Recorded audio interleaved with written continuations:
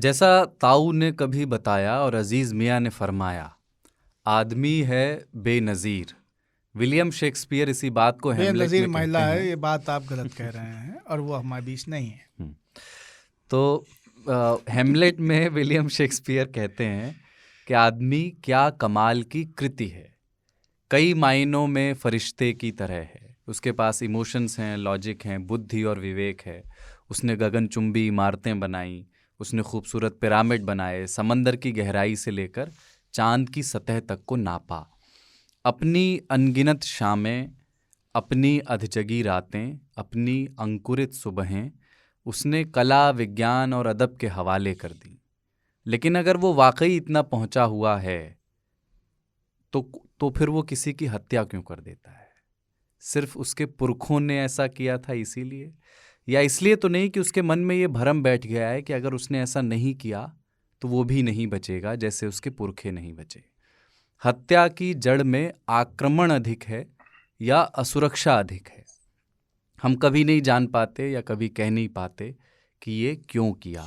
बहुत मुश्किल है ये कह पाना कि आदमी आदमी को मार क्यों देता है। शुरू कर रहे हैं तीन ताल का 110वां एपिसोड कमलेश ताऊ, पाणिनी बाबा और कुलदीप सरदार के साथ। जय हो, जय हो, जय हो, जय हो।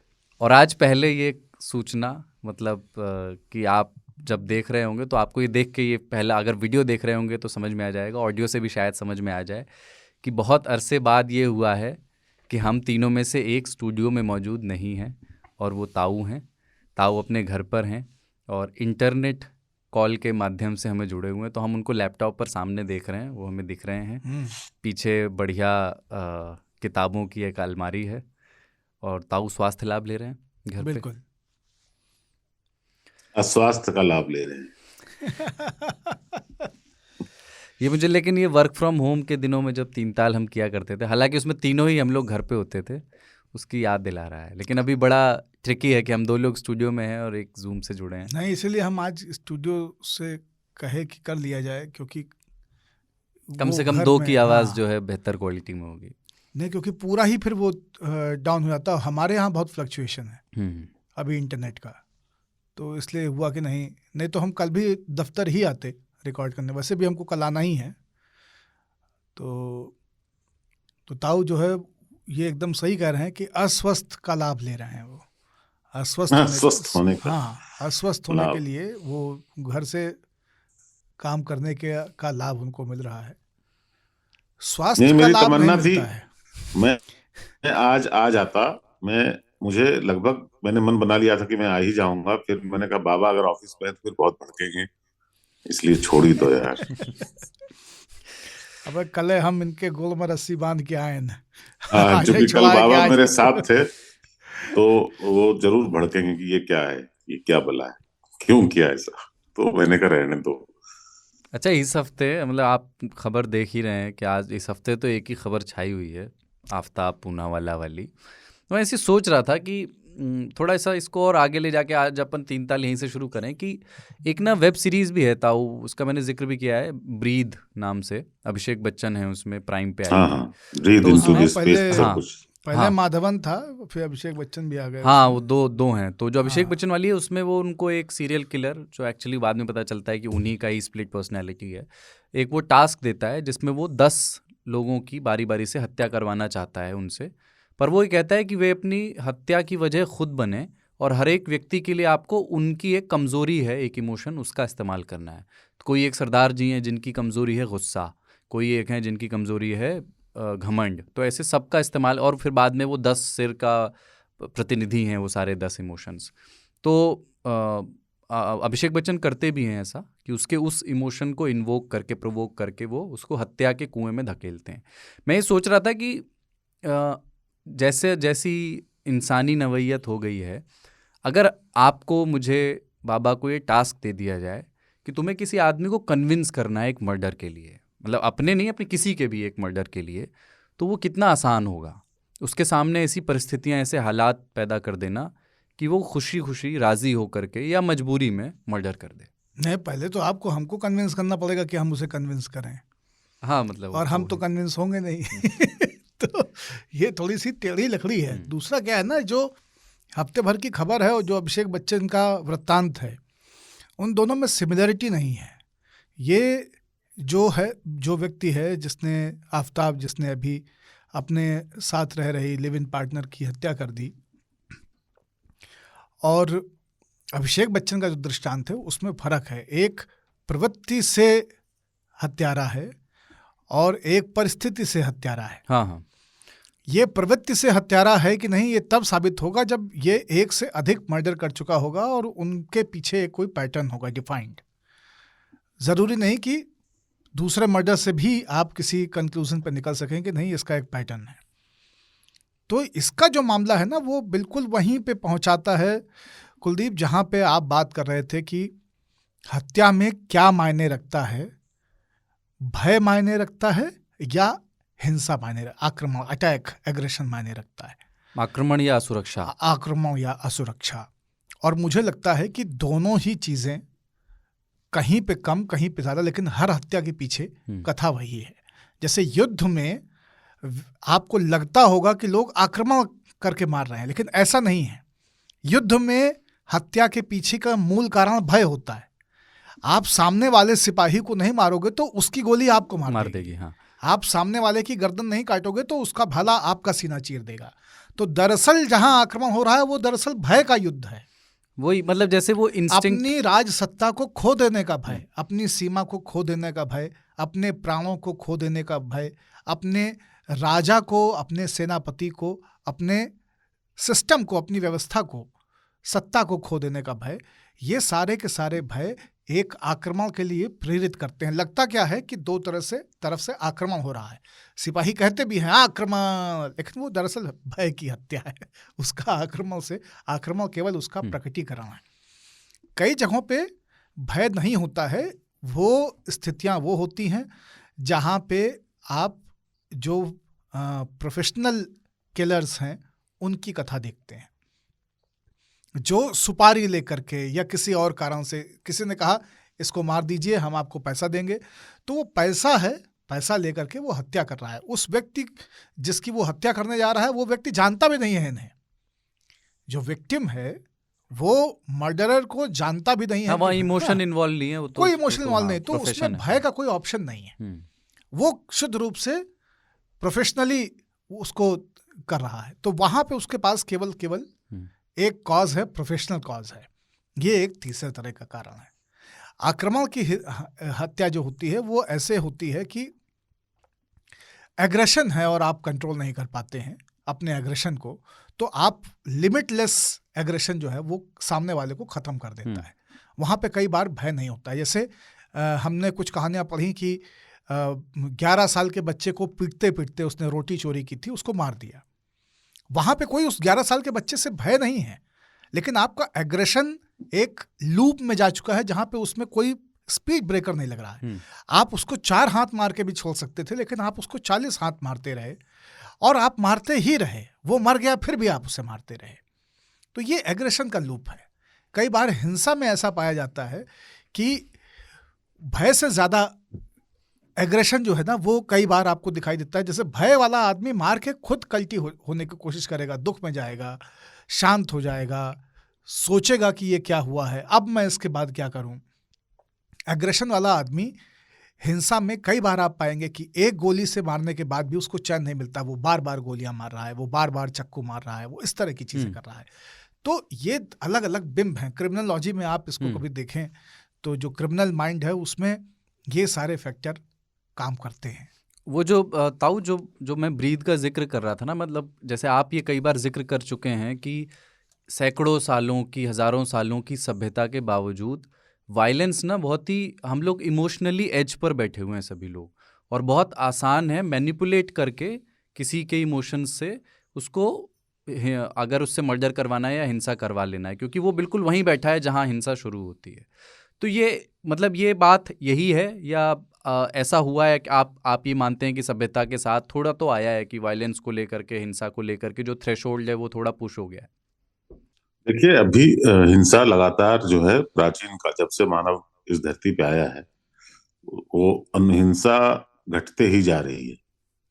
हमको बीच बीच में ऐसा एहसास होता है कि बहुत ज्यादा बढ़ गई है, पर हिंसक घटनाएं घटती ही जा रही हैं, युद्ध घटते जा रहे हैं, और जो common prosperity, common harmony, common peace वाला जो मसला होता है, मामला होता है, वो भी बेहतर हुआ जा रहा है।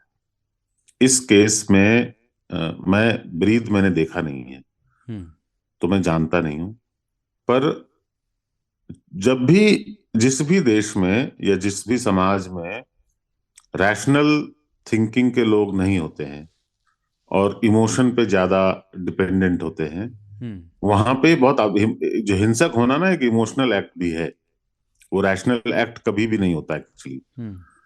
तो अगर आपने ऐसे लोग आपके हाथ में आ गए जो रैशनली थिंक नहीं करते, जो क्रिटिकल नहीं हुए सोच विचार में अपनी, जो बातों में आ जाते हैं, उससे आप हिंसा करवा सकते हैं और सामूहिक हिंसा करवा सकते हैं। पर इस केस में मुझे पता नहीं क्यों लग रहा है कि ज्यादा शॉक जो है लोग हो गए हैं, शायद मर्डर से नहीं हुए हैं, मर्डर के बाद जो कुछ हुआ उससे हुए हैं। पर उसके टुकड़े कर दिए और उसको फेंक दिया, शायद इसी से हम शॉक्ड हुए। ये भी कोई पहली घटना नहीं है, हमारे यहाँ ऐसी अनगिनत घटनाएं इनफैक्ट है। आप 10 तो अभी अखबारों में आ गई फिर से, है तन्नूर ना? कांड। हाँ, जहां पे कि लोगों ने जिसकी हत्या की उसके शव को नष्ट करने का प्रयास किया। तो ये भी कोई नई बात नहीं है। हम शॉक्ड शायद इसलिए हैं कि दो अलग धर्मों के लोग थे, मारने वाला अलग, मतलब अब से जो है हिंदू हिंदू को मारे तो ठीक है, मुसलमान मुसलमान को मारे तो ठीक है ना? लेकिन किसी से ये एक्सपेक्ट करना, कोई पढ़ा लिखा नौजवान, कि वो मर्डर के बाद सरेंडर ही करेगा, ये भी थोड़ा ज्यादा है। उसको भी, उसने भी अपने बचने के तरीके जितने उसको आते थे उसने सारे आजमाए और लगभग सफल हो गया था। एक दो छोटी सी मिस्टेक तो हर आदमी करता है और उसी से पकड़े जाते हैं लोग, ऐसे ही क्राइम सॉल्व होता है। अभी गाजियाबाद में एक आदमी ने अपने भाई की हत्या कर उसे 4 साल तक अपने घर में दबा के ऊपर चबूतरा भी बना दिया था, लेकिन 4 साल के बाद पकड़ा गया। ऐसे ही पकड़े जाते हैं लोग, और क्रिमिनल्स पकड़े ही जाते हैं जनरली। बहुत कम मर्डर होता है, जैसे आरुषि का हुआ था जिसमें कि किसी को सजा ना हो पाई, है ना? पकड़े तो बहुत सारे लोग गए। पड़ोसियों का बयान है कि वो परचून की दुकान पर सामान लेने नहीं जाता था, ऑर्डर ही करता था ना, ऑर्डर खुद लेने के लिए नीचे आता था। इस तरह की डिटेल्स दे रहे हैं। अब ताऊ एक इनकी कामू की एक लघु उपन्यास उसको कहना चाहिए, पूरा उपन्यास तो नहीं है वो, द आउटसाइडर, है ना? और वो मैंने नहीं पढ़ी है। हाँ, और वो कमाल की है। मतलब उसमें यही है कि एक व्यक्ति दूसरे व्यक्ति की हत्या कर देता है, और हत्या करने के बाद में जब उस पर मुकदमा कायम हो रहा है, तो उस मुकदमे में जो लोग गवाही देने के लिए आ रहे हैं, वो उसको क्रिमिनल बनाने के लिए जिस तरह के तर्क गढ़ रहे हैं, वो तर्क बड़े रोचक हैं। जैसे कि इसकी माँ की मृत्यु हो गई थी और उस दिन बैठ के ये कॉफ़ी पी रहा था, ये उस दिन अपनी गर्लफ्रेंड से भी मिला था, ये तो ऐसे रहता था, ये तो ऐसे करता था। मतलब how to construct a criminal in our minds. और उसके लिए हम फिर अवयव खोजने लगते हैं। जिन चीज़ों की हिंसा में या हत्या में भूमिका नहीं हो, उन चीज़ों को भी कैसे हम हत्यारे का आभूषण बना करके, ताकि ये पुख्ता हो जाए कि नहीं, ये हत्यारा है ही, ये हत्यारा है, से काम नहीं चलता। जिसे शौक बोल रहे हैं लोग कि हम लोग शॉक्ड हो गए, उसमें कुछ लोग शौक भी अपना एंजॉय कर रहे हैं। हाँ, नहीं वो तो अपनी अपनी कहानियां जोड़कर, अपने अपने तरीके से इसे देखकर कि बम्बल पे अब हत्यारे ही होते हैं। घर में जो ऑर्डर करे और नीचे खाना ले आए उस पर शक करना चाहिए, है ना? ये बिल्कुल वैसा हो गया है कि जैसे पालतू कुत्ते ग्रेटर नोएडा में हो गए, गुड़गांव में हो गए, दिल्ली में हो गए, कि वो काटते ही हैं, उनके ऊपर कुछ ना कुछ कानून बनाया ही जाए, उनको खाना, बाहर के कुत्तों को खाना ना खिलाया जाए, और वगैरह वगैरह, कि आप कुत्तों की रजिस्ट्रेशन करवानी है, इतने रुपए की फाइन हो जाएगी अगर रजिस्ट्रेशन नहीं कराएंगे तो। और लिफ्ट में तो कुत्ते काट ही लेते हैं, क्योंकि कुछ कुत्तों ने लिफ्ट में काटा है बच्चों को। ऐसे ही मालदा में किसी अस्पताल में एक बार बच्चे मरने लगे, तो पूरे पश्चिम बंगाल में अस्पताल में बच्चे मरने लगे, फिर हम भूल गए। है ना। एक पुल टूटता है तो फिर कहते हैं लोग कि 90-95 पुल जो है वो जर्जर अवस्था में है और थोड़े दिनों में गिरने ही वाले हैं, फिर भूल जाते हैं। तो चलता रहता है जी। वो इसमें एक और चीज़ है अभी कि 3 एपिसोड पहले ही हम डैमर का जिक्र कर रहे थे। एक सीरीज थी और हमने कहा था कि बहुत देखने लायक नहीं है। अगर क्राइम काफी हजम बर्बर नहीं होता विभत्स है, टाइप बहुत की है। विभत्स और ऐसे बर्बर टाइप है का, वो। ऐसे ही विभत्स हाँ, कहानी थी उसकी तो भी। डैमर का भी जो मतलब इसकी जो कहानी अभी तक आई है, देखिए इसकी कहानी अभी तक जितनी लोग जानते हैं सब सूत्रों के हवाले से है। उसमें बयान, इकबालिया बयान के अलावा कोई भी चीज़ ऐसी नहीं है जिसको कि हम पुख्ता माने अभी आज की तारीख में। इस पूरे घटनाक्रम के सबूत भी कोई पुख्ता नहीं, मतलब आज जितने सब्सटेंशियल एविडेंस इस मामले में है पुलिस के पास, उसके बेसिस पे आफताब को हैंग नहीं किया जा सकता है। क्यों? क्योंकि अभी मर्डर वेपन बरामद नहीं हुआ है, ये प्रूव नहीं हुआ है कि उसने कैसे काटा है, क्या काटा है। अभी जो कुछ भी वो कह रहा है वो सारी चीज़ें डिनाई की जा सकती हैं कोर्ट में, और किसी भी चीज़ के लिए कोई पुख्ता साक्ष्य है नहीं। लेकिन डैमर में और जितनी कहानी अभी तक इसकी सुनी है वो मुझे एकदम रेप्लिकेशन जैसा दिखता है। मुझे लगता है कि जो डैमर में मैं देख रहा था, जब से मैंने ये केस सुना है, मैं उस सीरीज़ को दिमाग में रीप्ले कर रहा हूँ, और वो केवल कैरेक्टर चेंज हो गया। वो डैमर की जगह पे अब वहाँ पे आफताब आ गया है, क्योंकि उसने लगभग इसी तरह की चीज़ें इस्तेमाल की। आपने जो एक बात की जहाँ से ये चर्चा हम लोगों ने शुरू की, मैं वहाँ पे बस एक बार ले जाना चाहता हूँ, और ताऊ से वो सवाल था, ताऊ उसके ऊपर और थोड़ा खुलासा करेंगे भी, कि जहाँ से आपने भूमिका बांधी कि इंसान आगे बढ़ते बढ़ते क्या कमाल करता गया है, लेकिन इंसान ने अपने सारे कमालों के बावजूद अपने बेसिक कैरेक्टर को गिव अप नहीं किया है, और वो जाने वाला है नहीं, है ना। तो फियर, एंगर, वायलेंस, ये सारी की सारी चीज़ें जो उसकी हैं, या एक्सप्रेशन, बोलना, ध्वनियाँ, शोर मचाना, चिल्लाना, खुश हो तब, दुखी हो तब, कुछ खो गया है तब, कुछ मिल गया है तब, है ना, ये सारे एक्सप्रेशंस उसके गए नहीं हैं। यानी कि आदमी आदमी ही रहेगा ना भैया, आदमी बदलने वाला नहीं है, और उस आदमी के अंदर ये सारी चीज़ें हैं। समय के विकास के साथ साथ इंसान ने हिंसा को, क्रोध को, इन सारी चीज़ों को और सोफिस्टिकेटेड किया है, सोशली एप्रोप्रिएट किया है, गिव अप किसी चीज़ को नहीं किया है। तो वायलेंस का सोशल एप्रोप्रिएशन हुआ है। आदमी कलम से लोगों को मार देता है, आदमी केमिकल मिला के लोगों को मार देता है, आदमी झूठ बोल के लोगों को मार देता है, आदमी खबरें ऐसी फैला देता है कि लोग मरने लगते हैं, आदमी कुछ एक ऐसा तय कर लेता है या ऐसा जनादेश ला देता है जिससे लोग मारे जाने लगते हैं। तो ये सोफिस्टिकेशन आया है, वायलेंस और इवॉल्व हुआ है। मैं कहीं पढ़ रहा था कि वायलेंस इज लाइक वीड, खरपतवार या गांजे या भांग के पौधे की तरह है कि अकाल में भी वो उगेगा नहीं। और मैं ये कह रहा हूं कि वो इवॉल्व हुआ है भैया। पहले लोग केवल तलवार से काट रहे थे, ऐसा नहीं हुआ इंसान की पूरी चेतना में कि उसने तलवार बनाने से पहले जिन पत्थरों से जानवरों को या दूसरे लोगों को मारा था उन्हें गिव अप कर दिया। तलवार बनाने के बाद आदमी पत्थर और तलवार दोनों से लोगों को मार रहा था। बंदूक बनाने के बाद उसके पास हो गए 3, है ना, एक पत्थर, एक तलवार, एक बंदूक। फिर उसके पास अरे इतना बंदूक है बाबा, इतना बंदूक है तो साउथ इंडिया के लोगों को भी दे दो।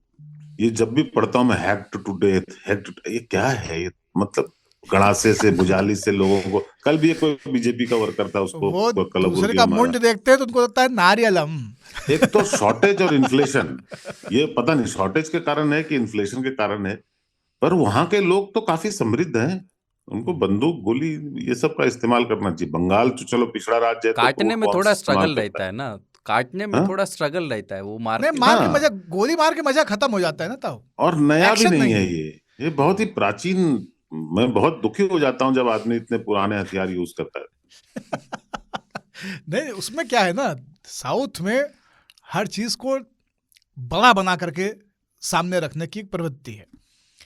उसमें उनको क्या लगता है कि ये मतलब 4-5 सेंटीमीटर एक ट्रिगर को खींच करके किसी को मार दिया पुश करके।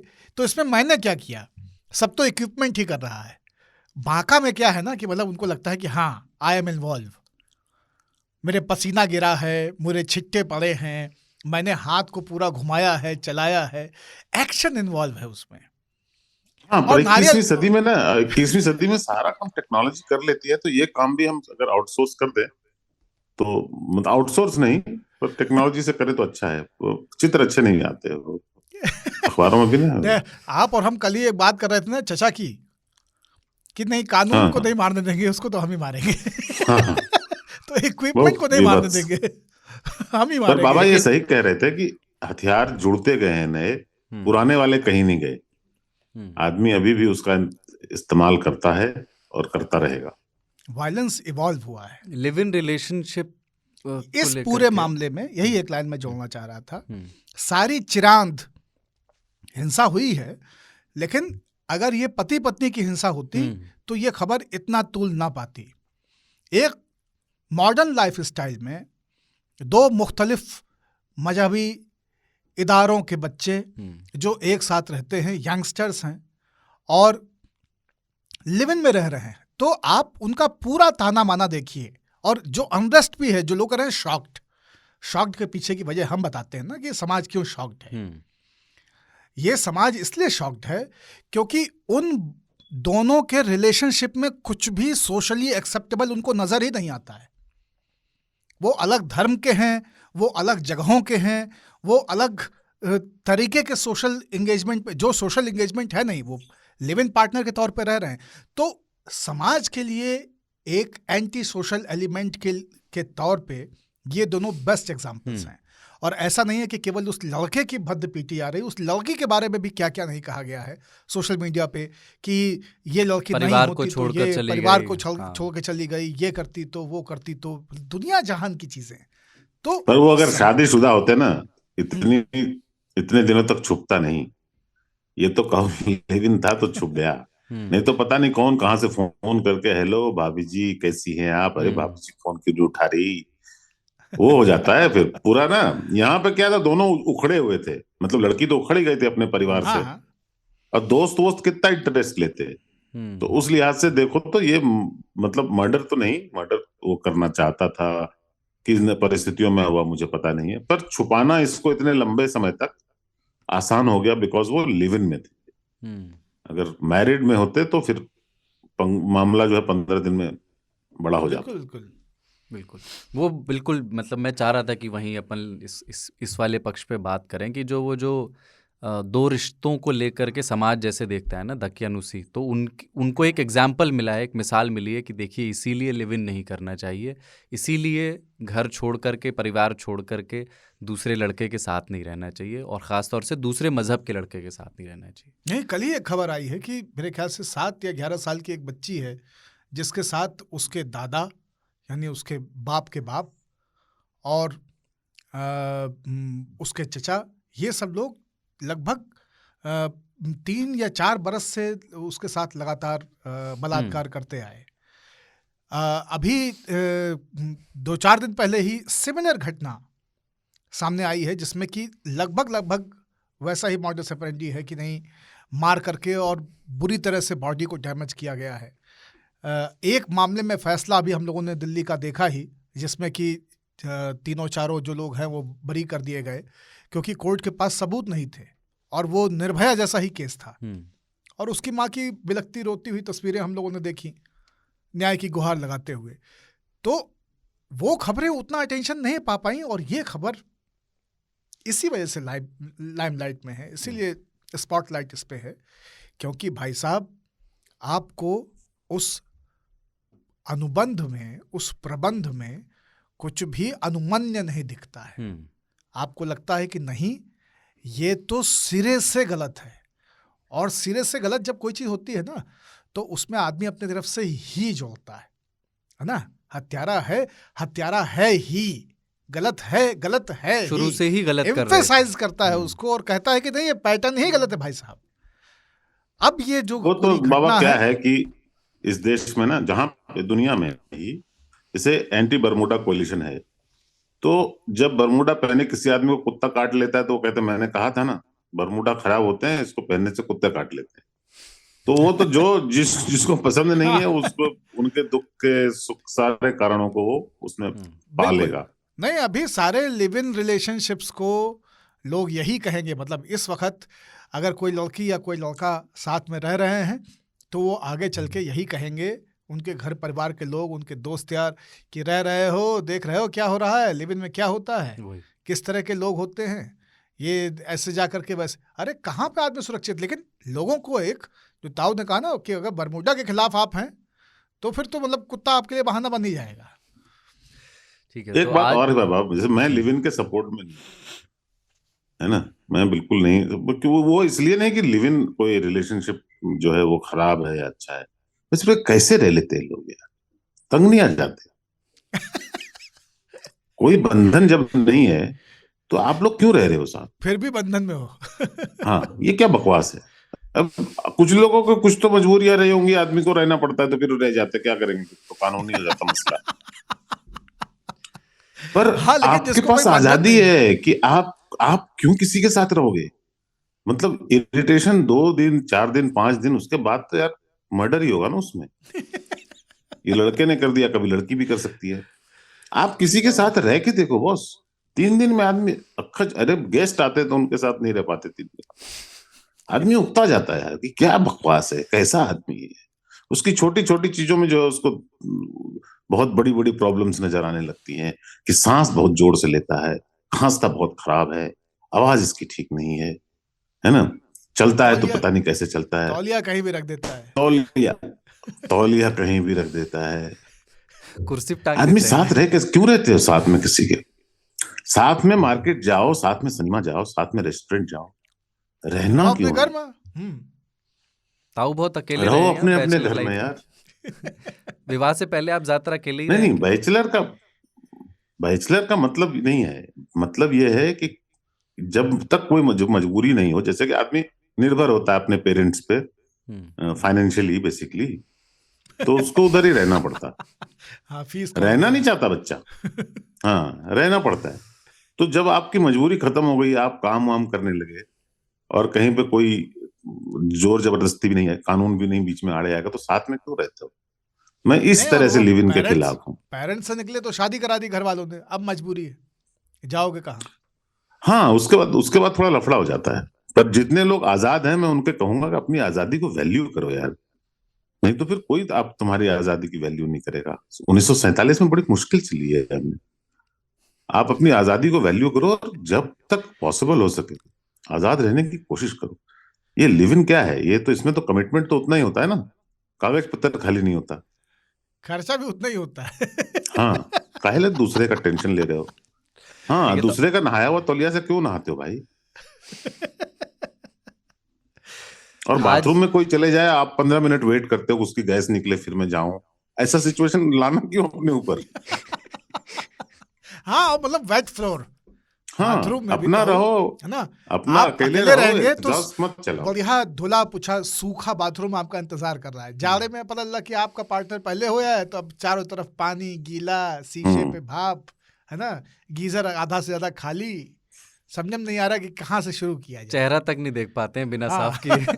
वही तौलिया जिससे मुंह पूछना उससे पहले शीशा पूछते हैं। अरे हमको शीशा चाहिए यार, सुनते हैं एंटी फॉगिंग शीशा होता है, मुझे वो अच्छा। शीशा चाहिए बहुत अर्जेंट। नहाने के बाद मैं देख ही नहीं पाता हूँ कि मैं नहाया हूँ या कोई और, इतना बड़ा शीशा है, पूरा फॉगी हो जाता है। खैर एनीवे, हाँ। Live your life the way you want to, but murder वर्डर मत किया करो यार अपने पार्टनर वार्टनर का, तो क्योंकि आज बाद में बहुत लफड़ा होता है। ये काट काट के छोटे छोटे पीस फ्रिज में रखो, उसके साथ रहो, फिर जंगल जाओ रात हाँ, में 2 मतलब बजे कितना डरावना, मतलब मैं ये सोच रहा था कि वो सोया कैसे होगा। हाँ हाँ, मेहरौली फॉरेस्ट जाओ, लेके जा रहे हो, कुत्ते को गंध आ रही है, पकड़ लिया पीछे से, कुत्ता काट लेगा आपको, ये सब लफड़ाई क्यों करने और का? रात में 2 बजे मतलब सांप कीड़ा बिच्छू चुट्टा छिदरा हम्म कुछ भी मिल सकते हैं वहां पे। मर्डर कहीं नहीं करना चाहिए, पर घर में तो बिल्कुल ही ना करो। ये क्या तरीका है? तो साफ करना पड़ता है आपको, पब्लिक रोड पे करता है तो बहुत लोग टट्टी भी कर देते हैं, गाड़ियां आती हैं जाती हैं सूख जाता है। घर पे मर्डर कर रहे, सोसाइटी के अंदर मर्डर कर रहे, जंगल जाओ। ये लोंडा ऋषिकेश गया था, इसने वहां कोशिश भी की थी पर हो नहीं पाया। उन्हें धक्का देने की कोशिश करी तो लड़की घूमी तो बोला पकड़ लिया। यही होता है। वो अक्सर ना पहाड़ों में एक बंदा था, इधर पंजाब का था, वो बहुत अच्छे से गाड़ी जो है ना एकदम किनारे लगाई पहाड़ के एकदम ढलान पे, और अपनी बीवी को बोला कि सेल्फी करते हैं, अब तुम गाड़ी में बैठ जाओ। पहले बाहर खींचा, फिर कहा तुम गाड़ी में बैठ जाओ। वो बैठी, गाड़ी को धक्का दे दिया फोटो खींचते हुए। तो लेकिन पकड़ा गया। फिर प्रॉब्लम है ना, मर्डर करोगे तो पकड़े ही जाओगे। बेस्ट मैं बताता हूँ, करो ही साथ मत। रहो नहीं। मर्डर ही ना करो, मर्डर करो ही मत, यही ऑप्शन है बेस्ट। करो करना ही मत। क्यों? खाओ पियो मस्त रहो, पिक्चर विक्चर देखो। टेंशन बहुत आदमी कोई अगर देता है तो उससे दूर चले जाओ। मर्डर क्यों करने का? अब किसी को, कुछ लोग जो फाइनेंशियल डीलिंग में मर्डर कर देते हैं, फलाने का मेरे ऊपर कर्जा या मैंने उसको दिया वो वापस नहीं कर रहा। अरे भाई, तिहाड़ में जाएगा, बहुत खर्चा होता है बॉस। हाँ वो तो वहां पे सर्वाइवल जिंदा का जो है। सतेंद्र जैन भी खर्चा कर रहा है, और सुकेश से सतेंद्र ले रहा है, सतेंद्र से कोई और ले रहा है। बहुत जेल का लाइफ ना पब्लिक को पता नहीं, बहुत लफड़े वाला होता है, उधर जाने का ही नहीं। खर्चा बहुत है, खर्चा बहुत है। हाँ, इतने मर्डर तो- करोगे, महीना 2 महीना 4 महीना में आउट हो जाएगा मामला, बेटा अंदर चले जाओगे, और फिर उधर खर्चा। क्यों खर्चा करने का? जो बचाया है उसको लेके एंजॉय करो, और छोड़ दो। अगले पे गुस्सा है, छोड़ दो। सही बोलता पिस्टल है विस्टल असलम भाई। चलाने का नहीं। चलाने का नहीं। हाँ, तो आ रही है मगर चलाने का नहीं। हाँ। तो आज बात हाँ। करनी हमें किन किन विषयों में बता तो देता ये हूँ। बाबा जो है ना, ये जो राज इंदौरी ने कहा है ना, बुलाती है मगर जाने का नहीं। मगर जाने का नहीं, हाँ, वो तिहाड़ के बारे में बोला है। तौबा तौबा। ठीक है, तो सतेंद्र जैन के साथ बताओ जेल में, मैं तो सिर्फ एक कारण काफी है मेरे लिए कि मर्डर ना करूं मैं। कि सतेंद्र जैन के साथ सेल शेयर करना पड़ेगा तो क्या होगा। एक और यार क्या है, तैली लोगों के साथ डबल मर्डर हो जाएगा ताऊ। कितना तैली लगता है वो, कितना तैली तैली है। लगता है वो। देखा है वो बस उसको? स्टैंड, अगर बस कोलू स्टैंड में पे जो डाल लग- दो, शुद्ध सरसों का तेल 2.5-3 किलो निकलेगा। खैर एनीवे, आगे बढ़ते हैं। हाँ, तो आज हम आबादी पे भी बात करने वाले हैं जो 8 अरब हो हत्या और गई है। आबादी। हाँ, तो अगर ऊपर कैमरा हो विहंगम टाइप का, तो ये 8 अरब लोग एक साथ देखने में कैसे दिखते होंगे। और हम 8 अरब हो गए हैं। विहंगम में ही इसका तत्व छिपा, वी हंगम। तो ये 8 अरब होना उपलब्धि है या कलंक है? इसमें वो पुराने वाले जो ऐसे नहीं आता था, बताओ बढ़ती हुई जनसंख्या क्या है, वरदान है अभिशाप। या अभिशाप है? अभिशाप, हाँ, हाँ। तो हाँ। उसकी संभावना और उसके बोझ पर आज बात करेंगे। और आबाद शब्द पे भी मैं चाहता हूँ बाबा थोड़ी बात हो जब अपन शुरू करेंगे, क्योंकि आबाद कौन है, और बहुत सारे लोग आबादी में इजाफा करके भी बर्बाद हैं। तो उस पर बात करेंगे कि आबाद बड़ा खुशनुमा सा शब्द है, उसका जहाँ से वो डेराइव होता है, उसकी व्युत्पत्ति है कि आप आबाद। और बिजार खबर में टीचर भर्ती परीक्षा में ममता बनर्जी, अमित शाह और शुभेंदु अधिकारी के नामों वाले कैंडिडेट्स ने हिस्सा लिया, और जितने वीआईपी नाम वाले कैंडिडेट्स थे उन सबके बहुत अच्छे नंबर आए हैं। वाह। तो ये चमत्कार कैसे हुआ? आखिर में 3 तालियों की चिट्ठियां हैं, पर पहले एक ब्रेक ले रहे हैं।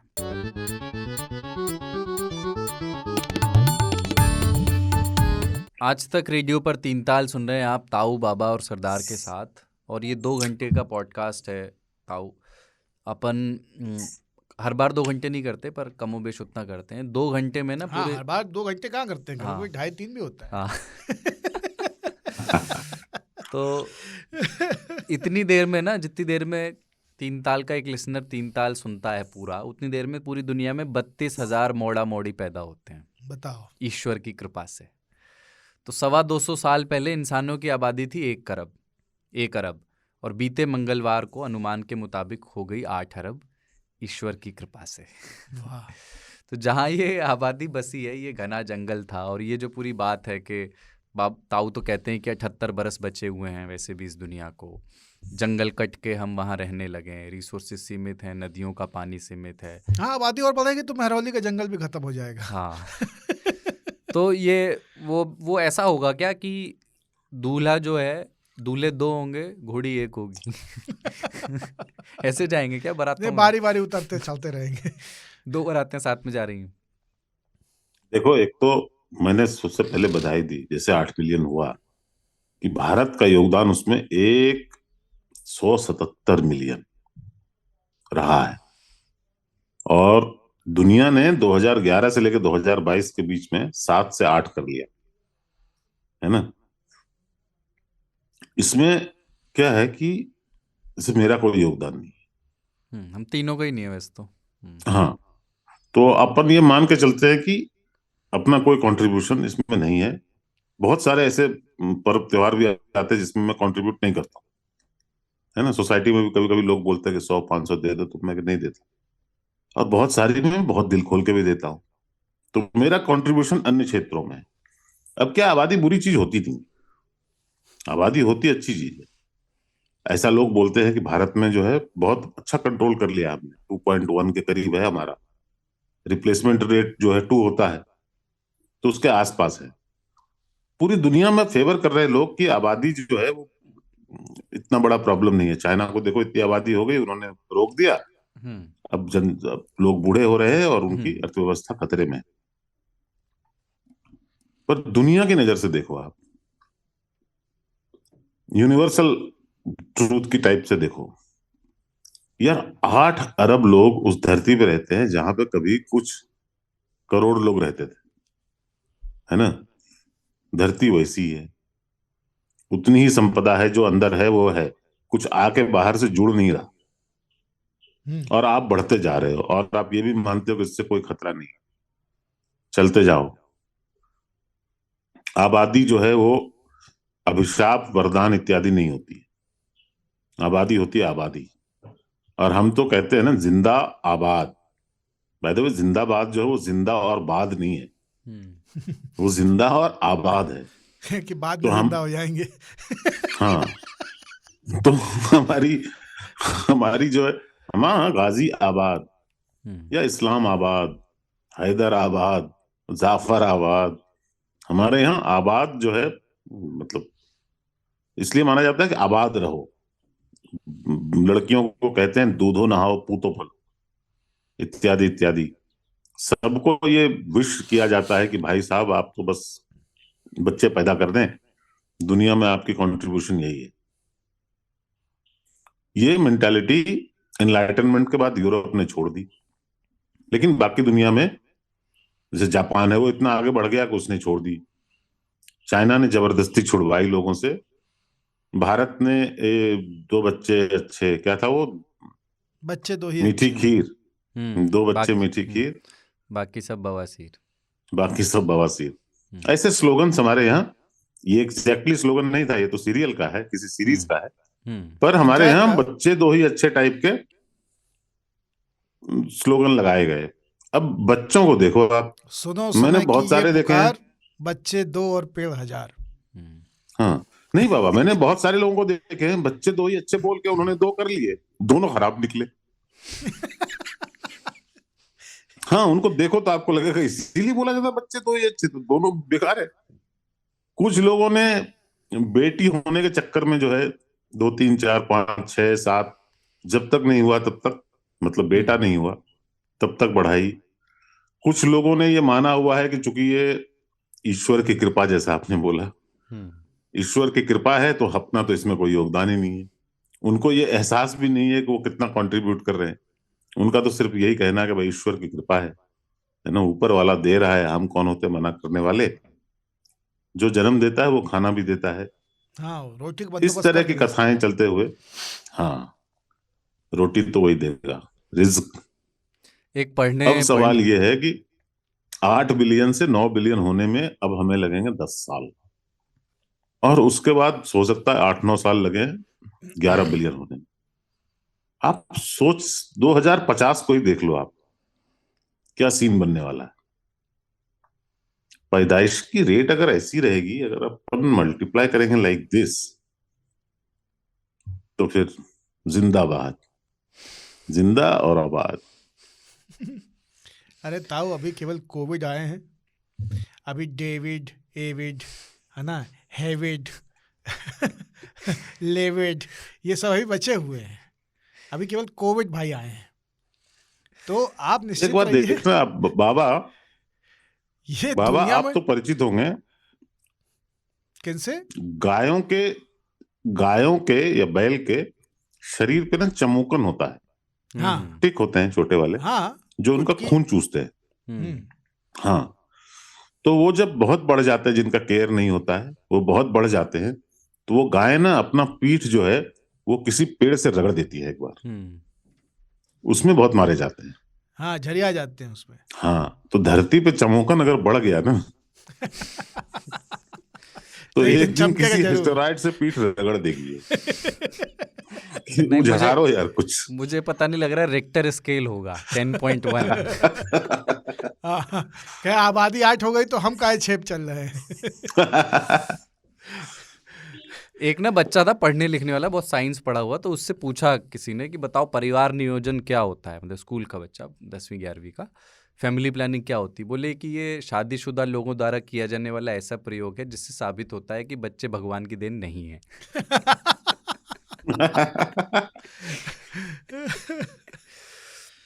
हाँ, मतलब आप बर्थ को कंट्रोल कर रहे हैं, आना भी और जाना भी। लेकिन भीड़ के साथ थोड़ा ना इसकी थोड़ी सी तस्वीरों पे आप दोनों से चाहता हूँ, जैसे आप जब भीड़ में पूरी चलते हैं, दुनिया में जीवों का एक पैटर्न है। जो भी जीव जाति अपनी औकात और गुंजाइश इन दोनों से ज्यादा बढ़ जाते हैं, नेचर किसी ना किसी तरह से उनको हल्कान फुरकान कर देती है। अब नंबर जो है वो आदमी का है, क्योंकि बाकी सब कम हो गया है ठीक ठाक। अब नंबर मनई का है। और इसीलिए हम कह रहे हैं 78 साल बस।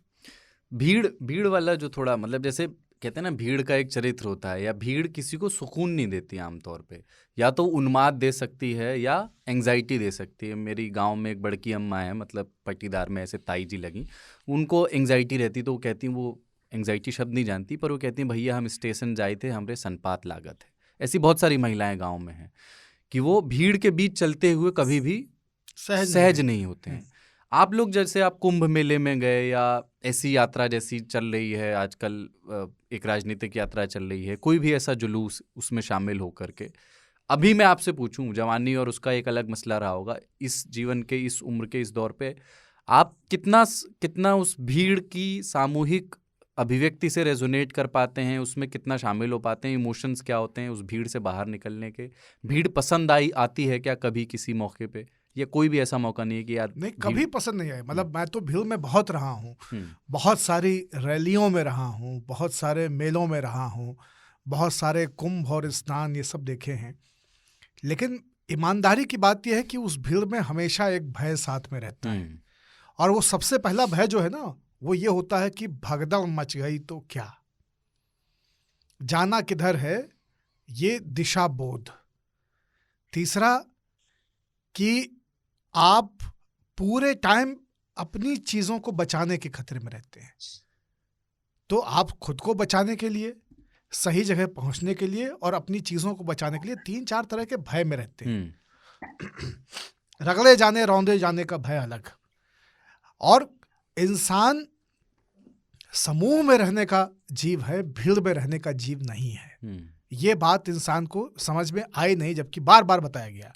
आपने कभी नहीं सुना होगा कि हाथी के झुंड, हिरणों के झुंड, भैंसों के झुंड, फ्लेमिंगोज के झुंड या डॉल्फिन्स के झुंड, उनमें भगदड़ होने से कई भैंसें मर गईं या कई डॉल्फिन मर गई, ऐसा कभी नहीं हुआ। भेड़ों के झुंड में अगर भेड़ मर रही होती तो बकर वाला चरवाहे कभी भी झुंड में भेड़ें और बकरियां पालते ही नहीं, गधे नहीं पालते। इंसान जब भी भीड़ लगाता है वो भगदड़ तक पहुंच जाती है। इसलिए इंसान समूह में रहने, ग्रुप कम्युनिकेशन की चीज है ये, मास कम्युनिकेशन की है नहीं।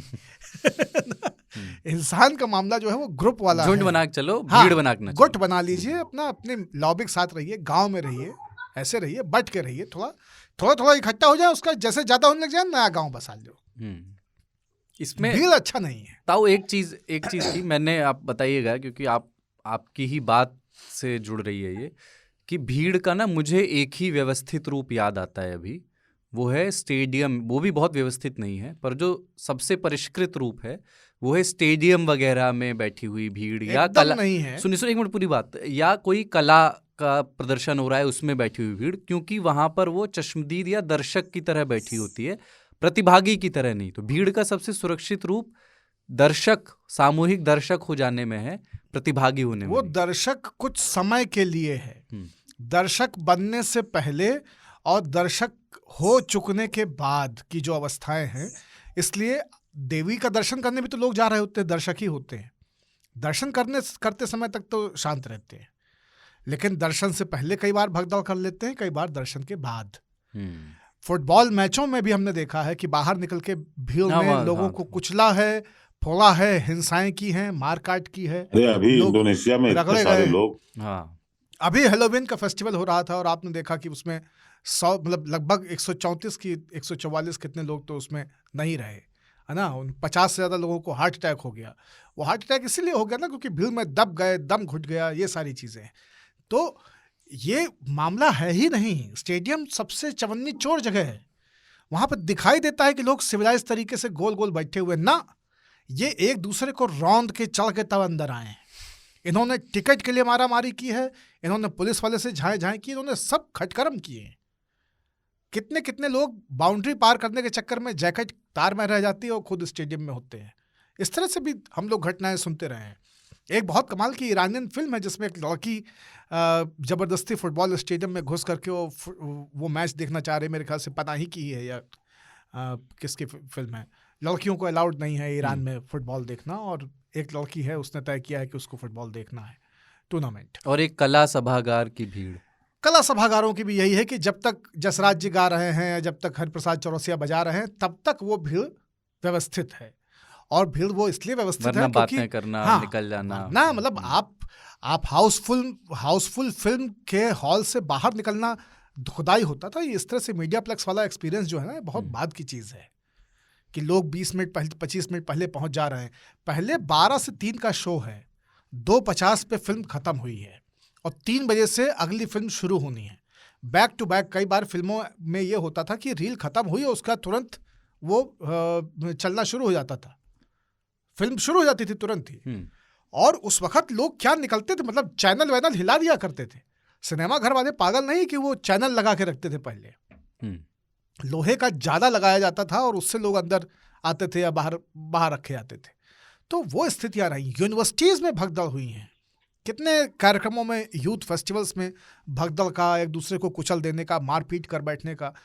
और कुछ नहीं होगा तो लड़ाई तो करेंगे ही करेंगे, कुचले नहीं, कुछ नहीं करें, लड़ाई जरूर करेंगे। तूने धक्का कैसे दिया, तू आगे कैसे जा रहा है, भीड़ है तो भिड़ेगी ही, भीड़ है तो भिड़ेगी। तो ये भाई साहब, हमारे यहाँ प्लेन लैंड करती है, 100 ही लोग होते हैं, सबको उतरना ही होता है। लेकिन आप देखो माजरा, और सबको उतर के बस में बैठना है। वो हाँ बस और गेट खुलेगा तभी उतर सकते हैं भाई साहब, लेकिन नहीं, प्लेन रुकी नहीं है कि बस। तो वो हमारे भीड़ का लक्षण है। लोग, दुनिया के लोग आते हैं। एक आदमी ने मुझसे पूछा, यार आपके यहाँ ये ना अजीब सा फिनोमिनन है। हमने कहा भैया 120-130 करोड़ लोगों में रहोगे ना तो यही फिनोमिनन होगा, तुम्हारा भी हो जाएगा। हाँ, क्या होता है कि हम ये समझते नहीं है कि यहाँ पे सिर्फ 100 ही लोग हैं और हम सब निकल ही जाएंगे थोड़ी देर में, कहीं कुछ जाने वाला नहीं है। लेकिन चूंकि हम इतने आबादी में रहते हैं, हम मॉल जाते हैं तो आप देख लो, हमारे यहाँ सेल देख लो, हमारे यहाँ सेल तो छोड़ो, सरोजनी नगर देख लो, जहां ढेर में पड़े हुए जीन्स को निकालने के लिए आदमी हाथ देके डुबकियां लगा देता है कपड़ों के बीच में। बस यही है, भीड़ की संस्कृति अलग होती है और हमारी संस्कृति भीड़ वाली है। उसी के चलते ये होता है कि रैलियों में लोग आते हैं, वोट देते हैं, और लोकतंत्र को हमने एक भीड़ तंत्र बना रखा है।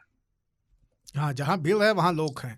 हाँ, हमारा भीड़ हमारा डीएनए है, क्योंकि हम इतने सारे लोग हैं। अरे लोग बोलते हैं क्या, ट्रैफिक देखो कितना है। भाई साहब, आबादी बोलो। वो लोग ना वहां आके जंक्शन पे मजे लेने के लिए नहीं खड़े हैं, सिंपली आबादी इतनी ज्यादा है यार। अच्छा, इसमें एक चीज और कि बच्चे लोग पैदा क्यों करते हैं, इसका जो सबसे बड़ा आर्गुमेंट वो है लोगों का, वो ये है कि या तो वो अपना अंश, वंश, अक्स उसको उसमें इजाफा चाहते हैं, वो चाहते हैं कि एक अंश मेरे हाथ में हो। कुछ नहीं, ये सब हाँ। फर्जी बातें हैं। केवल दो लॉजिक हैं उसके। एक तो ये कि ये जो हासिल किया है संपदा सत्ता, स्पॉट इसको ऑन बाबा, हमारे बाद स्पॉट ऑन। कौन देखेगा, है ना, पहली। और दूसरी चीज की शादी कैसे बचेगी? बच्चे ना हो कोई शादी 10 साल नहीं चल सकती, बहुत मुश्किल हो जाता है। बच्चों से बंध जाते हैं दोनों, कहने हम तो छोड़ देते रिंकी के पापा को, लेकिन क्या बताएं, रिंकी हो गई फिर सोनू हो गया। अब रिंकी सोनू में दोनों लगे हुए हैं एकदम। नहीं, इसमें ये एक जो तरह की एक कट्टरता भी है कि वरुण ग्रोवर ने एक बार बड़ी अच्छी बात कही थी। हम्म, उनके ऊपर भी प्रेशर था, तो वो बता रहे थे कि नहीं, बच्चे नहीं होने के जो कारण है और बच्चे होने के समर्थन में जो लोग कह रहे थे कि क्या है कि वंश कैसे आगे बढ़ेगा, हम्म। तो उनका उनका जवाब यही था कि क्या हम अकबर हैं कि जहांगीर हैं? क्या है हम कि हमारा वंश आगे बढ़ना चाहिए? नंबर 1। नंबर 2, उन्होंने कहा राजीव गांधी ने वंश आगे बढ़ाया, क्या कर लिया? तो ऐसे वंश, पता नहीं क्यों लोगों को लगता है कि वंश को बढ़ाना है आगे, पर बाबा ने जो बोला वो सही बोला बिल्कुल, हम्म, कि संपत्ति किसी को देनी ना पड़ जाए।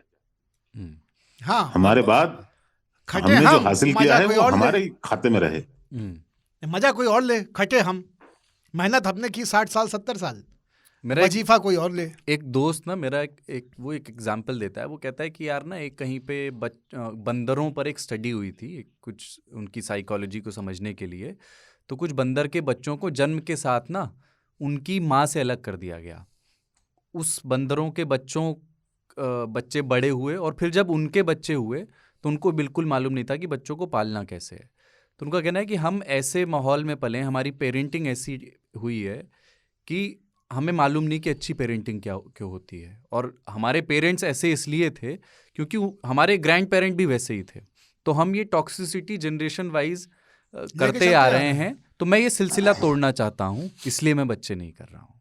नहीं, एक वो भी है। कहते हैं ना कि अरे बड़े परोपकारी हैं, बड़े कल्याणकारी हैं लोगों के लिए बहुत। अरे परोपकारी हो तो बच्चे मत करो। परोपकारी भी हैं, 7 बच्चे भी हैं, 7 बच्चे हैं पर एक चीज परोपकारी। है कि जीन्स जो है ना, आदमी के हर जंतु का, इस धरती पे जो भी लिविंग ऑर्गेनिज्म है, जो बायोलॉजिकल मतलब रिप्रोडक्शन करते हैं, उनके अंदर जेनेटिक नीड भी होती है। जीन चाहता है कि वो आगे बढ़े और स्प्रेड हो। इसी के कारण तो आदमी सेक्सुअल एक्टिविटी में इन्वॉल्व होता है, और जिससे बच्चे बच्चे पैदा होते हैं। बच्चे पैदा करना, बहुत सारे लोग ये कहते हैं कि हमने देखो बच्चे पैदा करके कुछ अचीव कर लिया। बच्चे क्या है हमारे यहाँ, फैमिली प्लानिंग, परिवार नियोजन, है ना यार। ये ज्यादातर बच्चे तो योजना से नहीं होते, वो तो महज दुर्घटना से होते हैं कि अब हो गया है।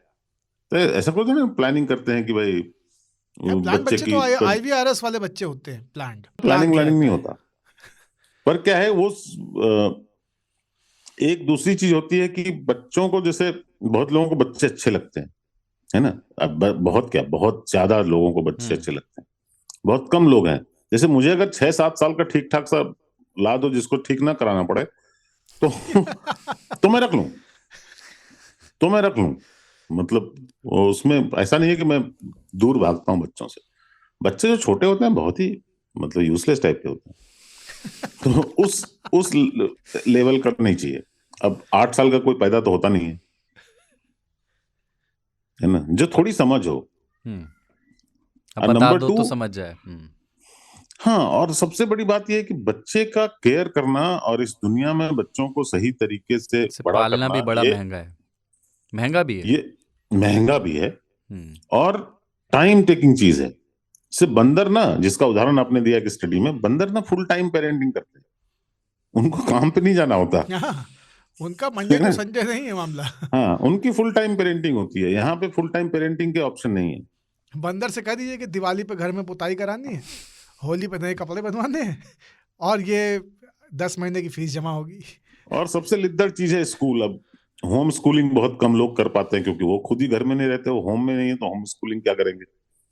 तो कुल मिला के ऑब्सेसिव पेरेंट्स मैं ज्यादातर देखता हूँ और कभी कभी मुझे खुशी भी होती है, कुछ बच्चे अच्छा कर रहे होते हैं, उनके पेरेंट्स बहुत गर्व महसूस करते हैं, और आप भी जो है वो रिफ्लेक्टेड गर्व महसूस करते हो, बड़ा अच्छा है मेरे दोस्त का लड़का, देखो कितना बढ़िया पढ़ाई कर रहा है, आगे बढ़ रहा है, होशियार है, गिटार अच्छा बजाता है, इत्यादि इत्यादि। ये सब ठीक है, पर वो जो दो लोग जब बच्चे पैदा करते हैं ना, उसके बाद से उनकी जिंदगी सिर्फ बच्चे के इर्द गिर्द घूमती है, फिर वो कहीं वो नहीं कोई घूमने मकसद जाते। ही, जीवन का वही मकसद है, उनका मकसद शादी होता है बचाओ। उसको बड़ा कर देना, इस होप में कि जब वो बूढ़े होंगे तो तो उनका वो पिंडा उनका तर्पण ख्याल करेंगे, रखेगा। तर्पण करेंगे। एक बात तेरे ही। बताओ, ये कौन सा अनकंडीशनल प्यार है भाई, कि हम जब बूढ़े हो जाएंगे तब हमारी सेवा करेगा ये?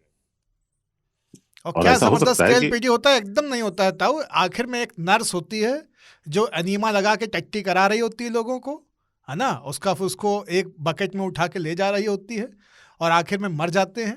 आजकल तो इलेक्ट्रिक वाला शवदाग्रह है, कपाल क्रिया भी नहीं करनी पड़ती, लौंडे बुलाए जाते हैं, एक पहुंचता है अग्नि देने तक और दो बाकी पहुंचते हैं अग्नि दे चुकने के बाद में। कुछ पीस जो है अच्छे भी निकल आते हैं। अच्छे तो निकल के माँ बाप को फूक के कौन सा मजा मिलना है, माँ बाप को कौन सा आराम मिल गया। अब जो घर पर रह गए हैं उनको भी मैं तो देख रहा हूँ, हमारे साथ में हम एक शहर छोड़ के आ गए दूसरे शहर में, शहर में जो लड़के रह गए हैं वो दरअसल माँ बाप के साथ नहीं रहते तो अच्छा था। अधिकतर बच्चे ऐसे हैं जो शहर में रह गए क्योंकि वो कहीं जा नहीं सकते थे ताऊ, आप वरना वो निकल गए होते। जो शहर आप छोड़ के आए हो वहां सब फुसफुसा के बात करते हैं क्या? कहाँ फुसफुसा के? तो फिर उसका नाम लाइब्रेरी क्यों है? नहीं, लेकिन एक बात है, कुछ कुछ बच्चे ना बड़े होने के बाद भी, पढ़ावत रहा थी सब। कुछ कुछ बच्चे बड़े होने के बाद भी माता पिता के हेडेक रहते है ना। अभी देखो ये आफ्ताब, इसके माँ बाप होंगे, ये अब हो पढ़ गया लिख उनका। लिया, सब कुछ कर लिया, कितना बड़ा हेडेक निकला, मर्डर कर दी, वो भी ऐसा कि पूरे देश में पूरी दुनिया में नाम हो गया, मतलब बदनामी हो गई। आप इतने इतने लेवल पे मत जाओ, लेकिन जो घर में जो बैठा होता है ना, खाली खुराफात करता रहता अरे शादी छोड़ी, 13 तक में इसके माँ बाप कहीं जाएंगे तो लोग कहेंगे ये इसी का लड़का था, इसी का लड़का था। है। हाँ, अब वो हमेशा। चलने वाला है। पर ये बात है, जिन लोगों के बच्चे हैं, बच्चे बहुत अच्छे हैं, और ऑब्वियसली हाँ हाँ, फ्यूचर जो है, हम तीन बच्चे बैठ के रिकॉर्ड कर रहे हैं 3 ताल। हाँ, कुछ हम तो भी, अच्छा भी है। हाँ तो नहीं और वो बच्चे, मतलब मैं ये मानता हूँ तो कि अच्छे बच्चे वो हैं जो 3 ताल सुनते हैं। तो उन बच्चे जिनके मतलब बच्चे जो हैं वही देश का, एक्चुअली बोला जाता है देश का भविष्य है, तो यार इसलिए ऐसे ही बड़ा करो ना उनको, कि वो देश का भविष्य है। वो अपने भविष्य की तरह बड़ा मत किया करो ना कि ये मेरा भविष्य है, देश के भविष्य की तरह बड़ा करें उनको, और वो थोड़ा सा काम आए, देश के कुछ कंट्रीब्यूट करे। उसके लिए जरूरी है कि आप बच्चों को थोड़ी स्वतंत्रता बचपन में दें। वो अपने मिजाज से, जो पढ़ने नहीं पढ़ सकता तो मत पढ़े, आगे बढ़ना है उसको, जैसे बढ़ेगा उसको सिर्फ मदद करते रहें, तो कुछ बच्चे बहुत अच्छे निकल आते हैं। पहले कल बाबा मुझे बता रहे थे कि पहले कहाँ पढ़ाई होती थी, लोग घरों में ही पढ़ते थे और बहुत अच्छा करते थे, अपना नाम कमाते थे, कुछ कोई किताब लिखते थे, कोई साइंटिस्ट बन जाते थे, बहुत सारी चीजें, बहुत तरह से आदमी योगदान कर सकता है। तो बच्चे जो हैं, मतलब मैं बच्चों का होना बुरा नहीं समझता, पर्सनल मेरे विचार अलग होंगे, पर बच्चों का थोड़ा ख्याल करें और ऑब्सेशन ना बना लें उनको, कि वो आपके जीवन के सब कुछ जो है वो उन्हीं के इर्द गिर्द घूमता है। अपनी जिंदगी जिए ताकि वो भी अपनी जिंदगी जी पाए। 24 घंटे नजर, फलाने टाइम में ये क्लास, फलाने टाइम में ये क्लास, उसके बाद ट्यूशन, उसके बाद बाईजू, आजकल ऑनलाइन भी चल रहा है, उसको सैटरडे संडे का। पोलो हाँ? बिलियर्ड्स, हॉकी, ये सब भी खेलना है बच्चे को। क्रिकेट की किट भी उसके लिए रखी है। बालकनी में एक जुराब में एक लेदर की बॉल टांगे हुए है, टिपटिपा रहा है, लगा हुआ है अपना। आजकल तो माँ कोडिंग बाप सिखा सैटरडे रहे को हैं भी लोग। माँ उसके बाप का ये, वर्कलोड है। और माँ और बाप क्या का ये है कि बच्चों जब के, तक हम लोग लौट के आए तब तक ये घर में ना रहें, बच्चा भी हाँ, बिजी रहे। और स्कूल के ये बकवास कि स्कूल से पता है बहुत सारी चीजें दी जाती हैं, पता है होमवर्क किसके लिए होता है? मम्मी के लिए। वो बेचारी बैठ के आर्ट वर्क बनाती है ताकि बच्चा दिखाए कि मैंने बनाया। कितना बड़ा झूठ है, प्रपंच चल रहा है यार। अच्छा, एक मैं कमेंट पढ़ रहा था जब ये खबर आई 8 बिलियन वाली, तो प्रकाश के रे, आप जानते हैं उनको, पत्रकार हैं। उन्होंने फेसबुक पे लिखा था कि मतलब उनका कॉन्टेक्स्ट जो है वो एज बैलेंस को लेकर शायद था। उन्होंने कहा कि जो लोग जो घटता प्रजनन दर है ना, वो बड़ी समस्या है। तो हम 8 बिलियन हो गए हैं, पर आने वाले 10 साल में हम 16 बिलियन नहीं हो पाएंगे, जो कि एक प्रॉब्लम है, क्योंकि प्रजनन दर नहीं है। तो जो लोग संपन्न हैं उनको 3-4 बच्चे पैदा करने चाहिए, जो संभाल सकें, उनको पाल सकें, या हो सके तो उससे भी ज़्यादा, ताकि वो बूढ़े ना बढ़ते जाएं भारत में। ऐसा ना हो, ये बात बूढ़ों वाली बात उन्होंने लिखी नहीं थी, पर इसका कॉन्टेक्स्ट यही हो सकता है, एज बैलेंस वाला।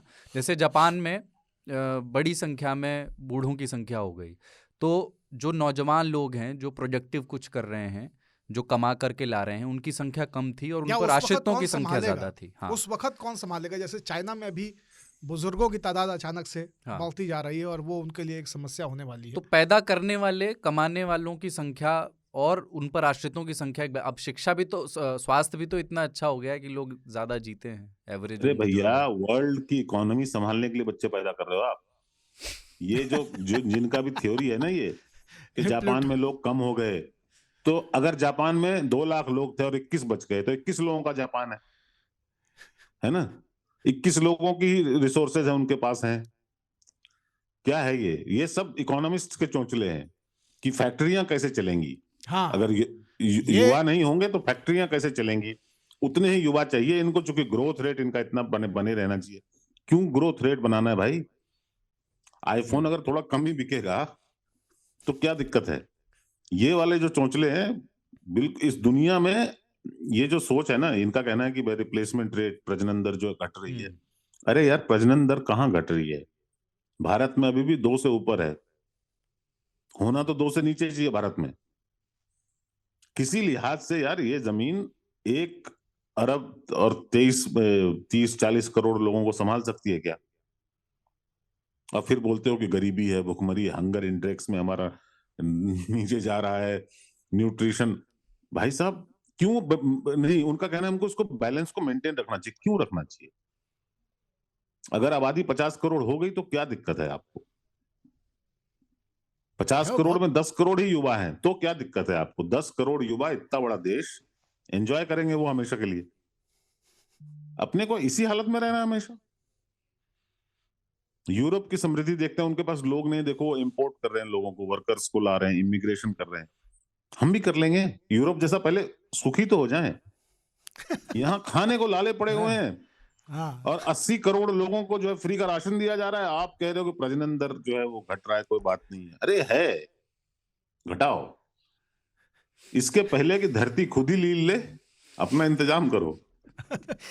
अच्छा, इसके सोल्यूशन पे लंगोटी नहीं, कपास की खेती कर रहे हैं। इसका जो मसला है ना, इसमें 2 तरह की धाराएं हैं। उसमें एक धारा है कि कंजर्व ज़्यादा करें, कंज्यूम कम करें, उपभोग। इससे अगर आपको, सिंस क्लाइमेट चेंज भी ऐसा हो रहा है, तो उसको ध्यान में रखते हुए आबादी बढ़ रही है, तो आप जो है प्राकृतिक संसाधनों को बचाएं ज़्यादा और उनको कंज्यूम कम करें। एक धारा ये कहती है। दूसरी ये कहती है कि नई साइंस और टेक्नोलॉजी पर भरोसा रखें और थोड़ा स्मार्ट तरीके और टेक्नोलॉजी में इन्वेस्ट करें, जैसे कि जेनेटिकली मॉडिफाइड फसलें, और जो कैपिटलिस्ट सिस्टम का जो पूरा वो है, कॉरपोरेट स्ट्रक्चर को और बढ़ावा दिया जाए, हाई राइज बनाई जाए, ताकि लोगों के रहने के लिए स्मार्ट जगहें बन सकें और ज़्यादा सुविधाजनक।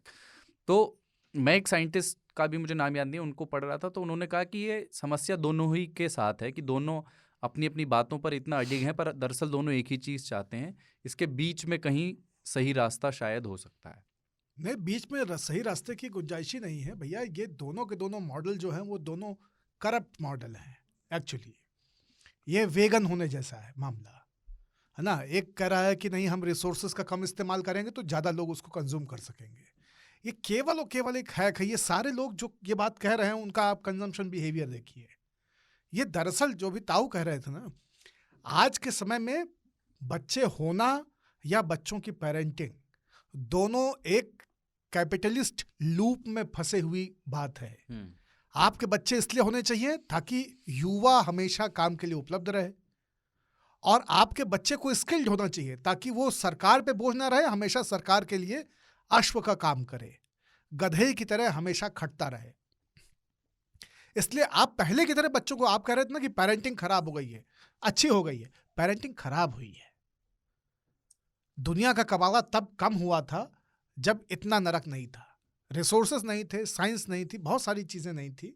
लेकिन ऐसी कोई बाध्यता नहीं थी कि नहीं आपको पढ़ाई करनी ही करनी है, आपको 12 घंटे अपने को दिन में खटाना ही खटाना है, आपको ये भी करना है, आपको वो भी करना है। हम मशीन तैयार कर रहे हैं, हम डीएनए से चलने वाले रोबोट्स बना रहे हैं आज के समय में। वो बच्चे नहीं हैं, आप और हम भी बच्चे नहीं हैं। हमारे टाइम से ही ये सिलसिला शुरू हो चुका था कि भैया साइंस पढ़ना है, कॉमर्स नहीं। और फिर साइंस ने डॉक्टर बनना है आपको इंजीनियर बनना है, यूपीएससी तैयारी कीजिए, है ना। आईआईएम में होना चाहिए या उसमें होना चाहिए कि हाँ अपना आईआईटी में।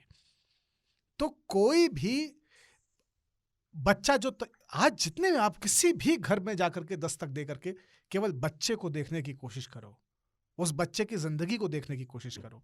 आप कहते हैं ना बच्चा बचपन और उसका इनोसेंस वो सीख रहा है, वो एक मशीन में डाला गया, वो सीख रहा है जो उसको सिखाया जा रहा है। वो खुद कुछ नहीं सीख रहा है, खुद वो केवल गालियां सीख रहा है अपने दोस्त से। अदरवाइज उस बच्चे की पूरी जिंदगी में वो क्या सीखेगा? ब्रायलर मुर्गे की तरह है।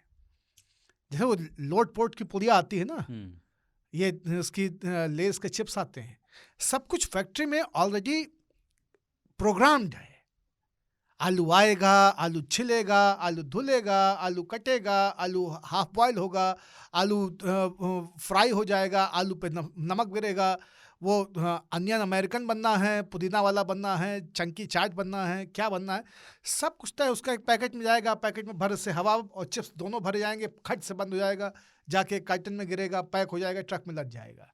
आपने कहा हमने आलू, हमारे 2 बहुत प्यारे प्यारे आलू हैं। अरे बने साले आके लेस के पैकेट में बिक गए जिंदगी उनकी। जो लौंडे आप तैयार कर रहे हो, बच्चे बच्चियां आपके घर में हैं, ये लेस के चिप्स की मौत मारे जाएंगे। इनमें हवा भरी हुई है और मसाला पड़ा हुआ है, प्रिजर्वेटिव पड़ा हुआ है। बच्चे को बचा के रखिए, LIC पॉलिसी ले लीजिए, SIP करा दीजिए, 4 इंश्योरेंस करा दीजिए। बच्चे को कुछ होगा तो हमारा रिटर्न फाइल हो जाएगा। हर एक चीज़ इतनी कैलकुलेटेड है। और इसलिए मैं कह रहा हूं कि जिनका ये है कि नहीं साइंस और टेक्नोलॉजी, साइंस टेक्नोलॉजी आके कोई दूसरी धरती बना देगी, और दूसरी धरती आप बना भी देंगे तो आप कितने लोगों को ले जाने वाले हैं, किन लोगों को ले जाने वाले हैं? आप साला आज तक पानी नहीं पहुंचा पाए लोगों के घर में पीने वाला, और आप कह रहे हो कि हम लोगों की जनसंख्या को संभाल लेंगे साइंस और टेक्नोलॉजी से। किसको मूर्ख बना रहे हो भाई? अरे बाबा, ये एलन मस्क टाइप के लोगों ने ना लोगों दुनिया में शगुफा छोड़ दिया, मार्स पे जा रहे। लिख के ले लो, अपन तो नहीं रहेंगे, ठीक है। अब मार्स पे जाएंगे, सांस कैसे लेंगे भाई? ह्यूमन बींग्स बने ही नहीं ऐसे। अगर बन पाते तो मार्स पे होते। हम भी गंगा में गोता लगाते हैं, बाहर आना पड़ता है ना सांस लेने के लिए। ये सब तरीके जो है ना कि स्पेस में, अभी स्पेस एक्सप्लोर कर रहे हो आप, आपने देखा नहीं है। आप कब जाएगा आदमी मार्स पे? वहां पे जाके कॉलोनी बनाएंगे, क्या सब बकवास चल रहा है उसमें। लोग इन्वेस्ट भी कर रहे हैं, पैसे भी लगा रहे हैं, और सचमुच का बहुत सारे लोग सीरियसली लेते हैं इसको कि मार्स पे कॉलोनी बनेगी ह्यूमंस की। ऐसा नहीं होने वाला। ये बॉडी जो है मार्स पर नहीं चलेगी यार। ये बॉडी सहारा डेजर्ट में नहीं चलती, बहुत कठिन होता है जीवन। आप सोच रहे हो मार्स पे चलेगी? हम आगे देख लेंगे, इसलिए बच्चे जो हैं वो प्रजनन दर ठीक ठाक रहना चाहिए, टेक्नोलॉजी संभाल लेगी। टेक्नोलॉजी कुछ नहीं संभालेगी। बाबा ने बोला ना कि पानी नहीं पहुंचा है, अरे जब तक घर घर नल पहुंचेगा ना, पानी खत्म हो जाएगा, तब तक घर घर चल हो जाएगा। टेंशन इसका है। और अभी अफ्रीका बचा हुआ है। जब मैं था तब दुनिया में बहुत सारे देश हैं जो बहुत पीछे हैं। अपन इतने पीछे हैं, हमसे भी कुछ लोग पीछे हैं।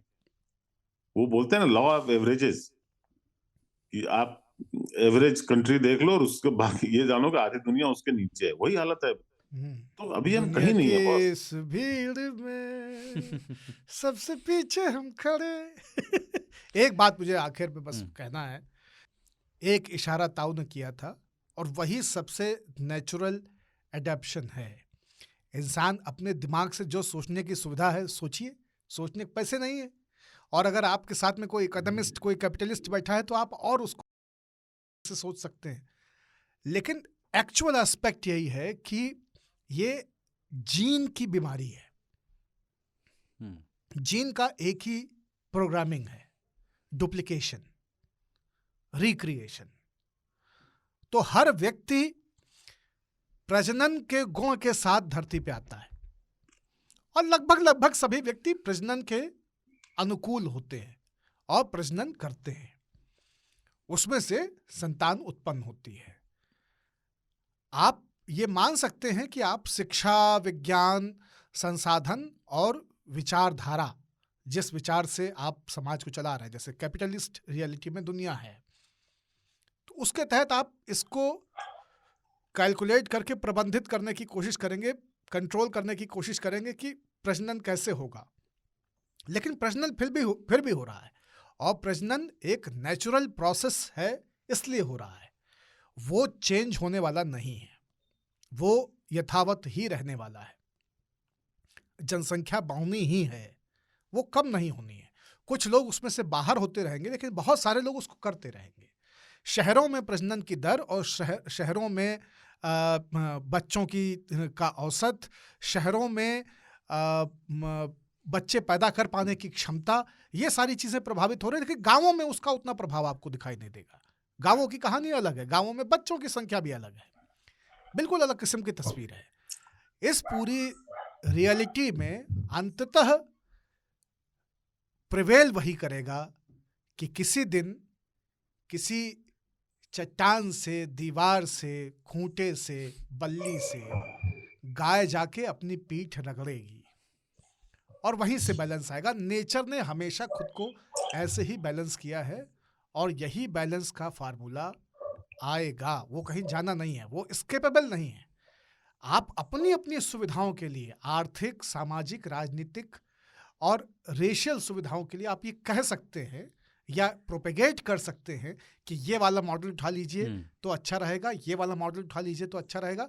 लेकिन वो दरअसल कहीं पहुंचाने वाला नहीं है। पहुंचने वाला केवल एक ही चीज है, जिन्हें जल्दी थी वो पहुंच चुके हैं, कि जो जल्दी में वो पहुंचेंगे नहीं। हाँ, और एक आखिरी बात मैं भी कहना चाहूंगा बाबा, आप बोल लीजिए। हाँ, नहीं, आप बताइए। मैं ये कि हम लोग जैसी चर्चा की उससे ये आभास न जाए कि बच्चे पैदा नहीं करने चाहिए। इनफैक्ट मैं इनके बिल्कुल अपोजिट हूं कि बच्चे खूब पैदा करें, ज्यादा से ज्यादा बच्चे पैदा करें, 10 बार, क्योंकि मुझे क्वालिटी के लोग चाहिए और मैं आपके परफॉर्मेंस से इम्प्रेस्ड नहीं हूं। 10-12 करोगे तो 1-2 पीस ठीक निकल आएंगे तो हमारे काम के होंगे।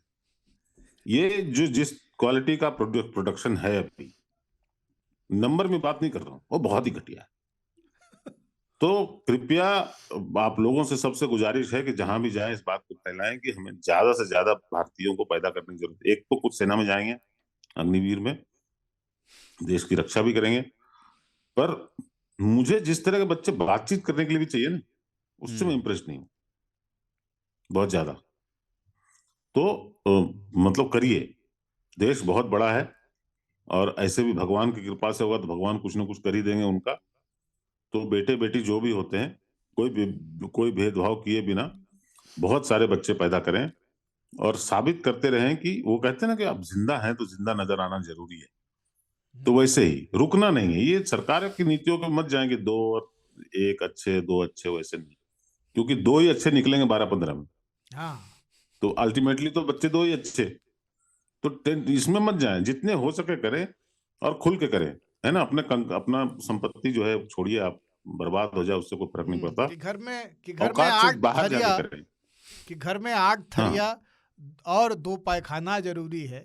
अगर जिंदा है तो जिंदा नजर आना जरूरी है।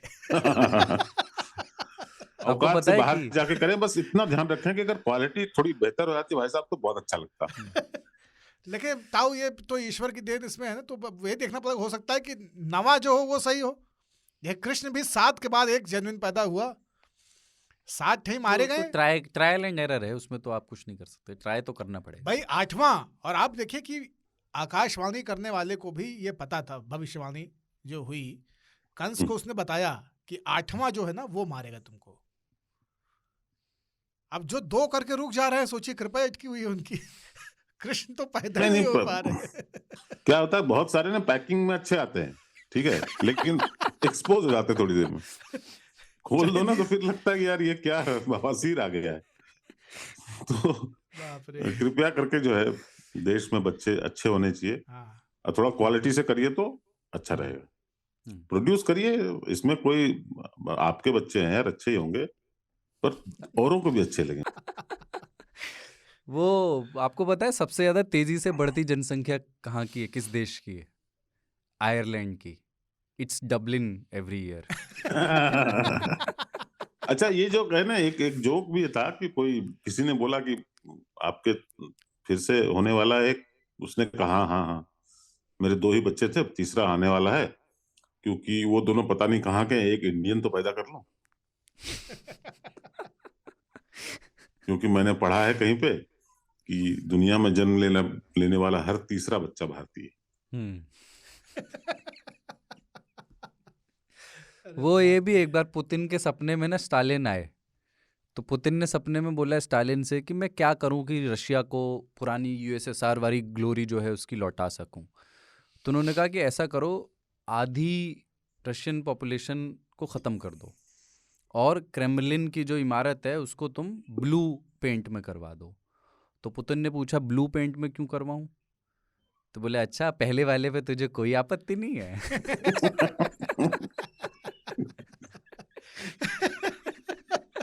अरे मेरी तौबा।